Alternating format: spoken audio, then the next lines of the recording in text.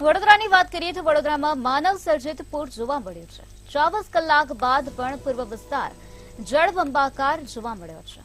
આ વચ્ચે ડેપ્યુટી મેયરે સ્વીકાર્યું છે કે શહેરનો અમુક ભાગ વેનિસ બની ગયો છે। પૂર્વ વિસ્તારની પરિસ્થિતિ ગંભીર હોવાનું શહેર પ્રમુખે કબૂલ્યું છે અને તંત્રને તાત્કાલિક કામગીરી કરવા નિર્દેશ આપી દેવામાં આવ્યા છે। વડોદરાનું જનજીવન અત્યારે અસ્તવ્યસ્ત બની ગયું છે, કારણ કે ઠેર ઠેર જગ્યાએ વરસાદી પાણી ભરાઈ ગયા છે। શહેર પ્રમુખ દ્વારા કબૂલાત કરવામાં આવે છે, વિસ્તારની પરિસ્થિતિ અત્યારે ગંભીર હાલતમાં જોવા મળી છે। સ્માર્ટ સિટી વડોદરા મહાનગરપાલિકાના પાણી વગર અને દિશાહીન સત્તાધીશોએ સંસ્કારી નગરી સર સયાજીરાવ ગાયકવાડની નગરી વડોદરાના પૂર્વ વિસ્તાર સહિત અનેક વિસ્તારોને પાણીમાં ડૂબાડ્યા। હાલ વડોદરા શહેરમાં જે પૂર્વ વિસ્તારમાં પાણી ભરાયું એ માનવ સર્જિત પૂર કહી શકાય, કારણ કે પ્રી મોન્સૂન કામગીરીની બુમરેંગો કરવામાં આવી, વાવણી કરવામાં આવી, પરંતુ કાંસોમાંથી પાણી પાસ ન થતા વિસ્તારોમાં પાણી ઘૂસી ગયા।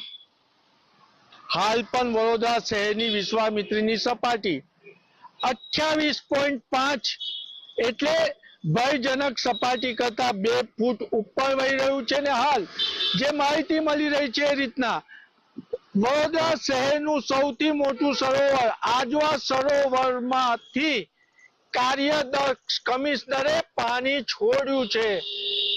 આજવા સરોવરની સુરક્ષાને ધ્યાનમાં રાખી અને વડોદરા મહાનગરપાલિકાના કાર્યદક્ષ કમિશનરે આજવા સરોવરમાંથી પાણી છોડ્યું છે, 62 દરવાજા ખોલ્યા છે અને રાત સુધી વડોદરા શહેરના પૂર્વ વિસ્તારોમાં પાણી ઘૂસી જવાની સંભાવના છે।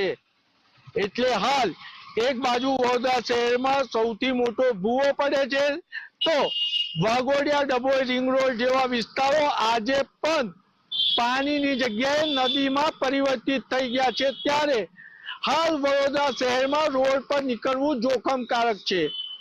આજે વડોદરા મહાનગરપાલિકાના એક કાઉન્સિલર ચર્ચા કરતા હતા કે વડોદરા મહાનગરપાલિકાના સ્થાયી સમિતિના અધ્યક્ષ પોતાની કેબિનમાં બેસી અને સીસીટીવી પર વડોદરા મહાનગરપાલિકામાં કોણ આવે છે, કોણ જાય છે તેવી જાસૂસી કરે છે।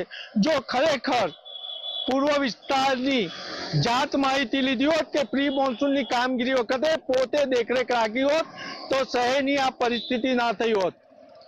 સમામાં આવેલી રિધમ હોસ્પિટલનો પ્રથમ માળ ખાલી કરાવી દેવામાં આવ્યો છે અને સપનાનું ઘર કહેવાતું સિદ્ધાર્થ બંગલોઝ માં પણ રાતના પાણી ઘૂસી જાય તેવી શક્યતા છે।